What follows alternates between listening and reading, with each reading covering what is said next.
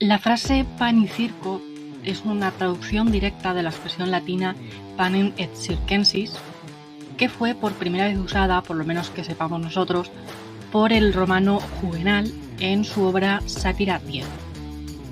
La expresó como crítica a la decadencia sociopolítica de la República Romana y luego del Imperio, precisamente porque en una sociedad como la romana, que luchó tanto por el fin de una monarquía para poder participar en la política a través de una república, terminó cayendo justamente en un imperio.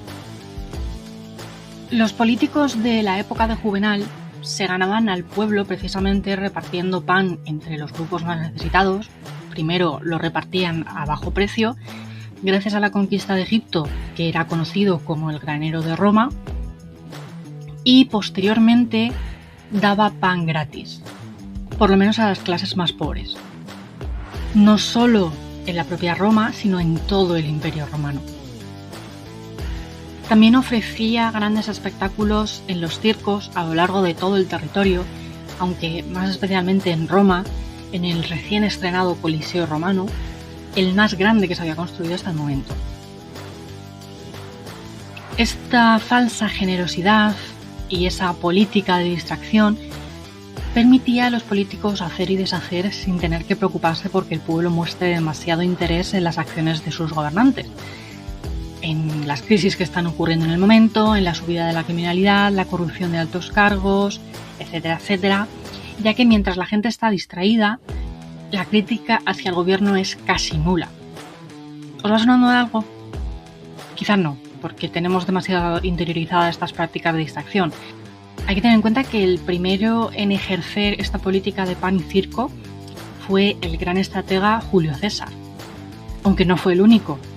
Los romanos no fueron los únicos. Cuando ya no es posible repartir el pan a bajo precio por la inevitable inflación derivada de la crisis económica y de la corrupción y las malas decisiones que llevan a una crisis política y social tan grande que los entretenimientos no son suficientes para distraer o directamente no hay dinero para ofrecerlos, ya era demasiado tarde. El Imperio Romano terminó cayendo. Durante la Edad Media, sin embargo, se intentó volver a poner esta práctica por medio de grandes banquetes, de torneos de justas e incluso generando grandes espectáculos con juicios y castigos públicos. Aunque no hubiese juglares que entretuviesen o torneos, siempre se podía hacer un juicio público en mitad de la plaza, enfrente del palacio o enfrente de la iglesia, según el lugar, para distraer al pueblo, quienes redirigían cualquier tipo de emoción o pensamiento de injusticia social hacia el culpable de dicho juicio, que era o quemado, o ahorcado, o tirado a un río atado con una cuerda ante una gran multitud que disfrutaba ante semejante espectáculo. También los reyes y nobles, tras cada gran banquete, una boda, un bautizo, una visita diplomática, las sobras del banquete se repartían entre los pobres del pueblo, quienes creían este gesto era altruista y generoso, sin darse cuenta de que era un claro insulto, les estaban dando las sobras. De nuevo, todo esto despistaba a la población de los verdaderos problemas. Por lo menos hasta que la crisis fue tal que ya ni siquiera había sobras para repartir. Cuando ya no hay comida, los hombres son obligatoriamente reclutados en guerras que no les afectan directamente y los reyes siguen ostentando el lujo, entonces ni el mayor espectáculo posible puede detener al pueblo francés a tomar la Bastilla y tomar el poder de la corona francesa. Y sí, estoy hablando de la Revolución. Ya para la edad moderna y contemporánea, este panem, esta expresión romana, comienza a traducirse en ayudas sociales, en la creación de instituciones como la Cruz Roja, Cáritas, etc., organizaciones muchas veces privadas, pero con soporte económico y legal de los países en los que tienen su sede, y por la expresión circensis traducimos obras de teatro, espectáculos de baile, espectáculos de magia, más adelante el cine, el internet, las redes sociales.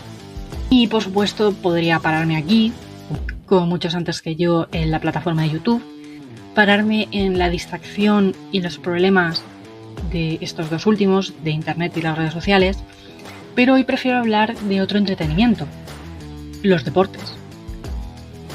El deporte comenzó en realidad como una forma de entrenar el cuerpo y la mente para futuras guerras.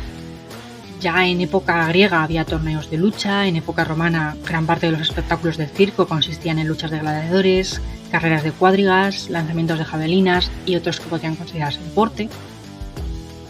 Hoy el deporte, por supuesto, significa mucho más. El deporte significa entrenar el cuerpo y la mente, pero para mantenerse sanos, para llevar a cabo una vida sana, no tan sedentaria como estamos viviendo. Pero en la antigüedad ya existía el deporte. Y no hablo solo de Europa, de la Europa occidental. También en las distintas partes de la América precolombina existían deportes que servían de entretenimiento, como el juego de pelota, las carreras, el palín o chueca, el batu, entre otras. En Asia tenemos, entre otros muchos ejemplos, el kuju, el chuan, el sheiliu, el sumo, o, aunque no es un deporte físico, es más bien un deporte de la mente, el go. Y por supuesto, en otras partes del mundo, otros tipos de deporte. Siempre han habido deportes. En la época actual, una era globalizada, gracias precisamente a la televisión y sobre todo a Internet, las distancias se difuminan, el mundo se hace cada vez más pequeño y los deportes se hacen universales. El deporte más popular de la actualidad es sin ninguna duda el fútbol, teniendo equipos tanto municipales, regionales, provinciales y estatales. Y con partidos que se juegan tanto por rutina, los llamados amistosos, como en torneos a más grandes escalas, como la Copa Americana, la Eurocopa, la UEFA, los Libertadores, las ligas nacionales y más recientemente tenemos la Copa del Mundo. Sobre todo con este deporte, pero en general con cualquier otro que sea televisado, el hecho de ver un deporte sentado en el sofá mientras se come comida basura y se bebe cerveza en lugar de practicar ese deporte, ya debería de decirnos algo. Pero el que se detenga el mundo ante un partido todavía debería de ser una señal mucho más grande. Las noticias solo hablan del deporte que se está jugando, en este caso el fútbol. Como si todos los problemas del mundo desaparecieran, las conversaciones solo se centran en quién va a ganar o quién va a jugar, la publicidad en cualquier ámbito solo hace referencia al fútbol. Hay programas de televisión, ya sea reality shows, que también forman parte de Circensis, en otro momento hablaré de ello, como de series de televisión o los propios noticieros. Todo gira en torno al fútbol, todo se detiene para hacer paso al fútbol. Y luego tenemos la intensidad. La gente que ve un juego que no va a cambiar su vida para nada, en el que juegan personas que no conocen y nunca conocerán, y lo viven como si su vida dependiera de ello, llegando a insultos, gritos, peleas y a veces disturbios en las calles. Tal cual pasaba en el circo romano o en la quema de brujas medieval, volcamos todas nuestras frustraciones en algo que es ajeno a nosotros. Y eso por no hablar de la salvajada de dinero que ganan algunos de los jugadores de fútbol, cuyo trabajo es hacer deporte, como si te pagaran por ir al gimnasio. Su trabajo es perseguir una pelota y por supuesto poner la cara para salir en el vaso de McDonald's. Pero ¿por qué es tan importante quién gane un partido de fútbol? ¿Por qué nos sentimos tan vinculados a un equipo? La construcción de la idea de pertenencia a través de un deporte, de nuevo, se origina en la antigüedad, esta vez en la antigua Grecia. Los Juegos Olímpicos, que no son ni de lejos lo que tenemos ahora. En estos Juegos Olímpicos originarios, las polis griegas se juntaban para rendir culto a deidades comunes, cada polis en representación de una deidad. Atenas representaba a Atenea, Esparta a Artemisa, Corinto a Poseidón, Delfos a Apolo, etcétera, etcétera. Cada uno de estos dioses eran protectores de esta ciudad-estado, de esta polis, por lo que ganar el juego no era algo personal, sino que toda la polis ganaba el favor del dios protector. Jugaba el mejor, participaba en el mejor, como una representación de dicha deidad. Aquel que jugaba al tiro de jabalina en Atenas, representando a Atenas, no representaba a Atenas, representaba a la diosa Atenea. Los tiradores de disco de Corinto no representaban a Corinto, representaban a Poseidón.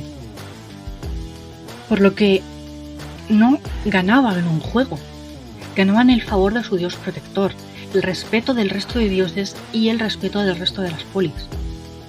Era una competición que les hacía además sentirse parte de un todo. Hay que tener en cuenta que en la antigüedad no había un estado griego, por lo menos no hasta que llegó Alejandro Magno. Antes de Alejandro Magno, lo que había era un conjunto de ciudades unidas por una lengua común, unos dioses común y el deporte. Esa liga panhelénica que muchas veces también se juntaba para defender el territorio helénico, el territorio que ahora constituye Grecia. Y nosotros, ahora en siglo XXI, hemos vuelto al mismo principio de unión, pero le hemos quitado ese carácter religioso. Ahora simplemente es deporte. Y solo nos sentimos españoles, o argentinos, o mexicanos, o franceses, cuando la selección de fútbol de nuestro país juega. Y no tiene nada que ver con nosotros, con lo que hace un país. No tiene nada que ver con la conquista de derechos ni con el esfuerzo colectivo de las personas que formamos parte de ese país. Simplemente nos sentamos en un sofá a ver a gente jugar al balón. Y lo podemos ver, lo hemos visto durante este mes pasado, cómo nos olvidamos de la guerra que nosotros, con nuestros impuestos o con nuestra inacción, estamos financiando, estamos ayudando a que ocurran. Nos olvidamos de las muertes por violencias de género, o por violencia homofóbica, o por violencia racista, o por cualquier otro tipo de violencia. Nos olvidamos de la crisis de la vivienda, de los múltiples casos de corrupción política que todavía están abiertos. Nos olvidamos de la crisis sanitaria, de la crisis de la educación. Y, por supuesto, no estoy hablando de que sea algo malo distraerse de los problemas por un tiempo. Para nada, es algo sano. Lo que no es sano es constantemente estar pensando en los problemas que tiene el mundo, por supuesto. Sino que durante todo un mes, ese mes en el que ha durado el Mundial, nadie ha vuelto a hablar de los problemas de la vivienda, de la sobreexplotación sanitaria. Entiendo que de la educación quizás no, porque estamos en vacaciones y los colegios e institutos están cerrados, pero ¿y el resto de problemas? Y no solo eso, en nuestras casas enseñamos a nuestros hijos a ver partidos de fútbol, a apoyar equipos, aunque sea sentado en nuestra casa, que no va a afectar para nada a los futbolistas porque no nos están viendo en nuestras casas, no nos están oyendo gritarle a un televisor. Sin embargo, no les enseñamos que está mal pegar a otros niños, a proteger o a ayudar al prójimo, valores fundamentales, no les enseñamos a respetar al otro. Luego en la calle la gente se pega porque sus selecciones han ganado y uno ha perdido o ganado cuando las personas que se están insultando ni siquiera han jugado. El solo concepto de juego parece casi de risa cuando miramos las proporciones que alcanza un solo partido. Y cuidado como no te guste el fútbol y no apoyes a un equipo, porque entonces eres casi tanto igual de culpable como la persona que tiene la desgracia de pertenecer a la misma nacionalidad que el futbolista que metió un gol.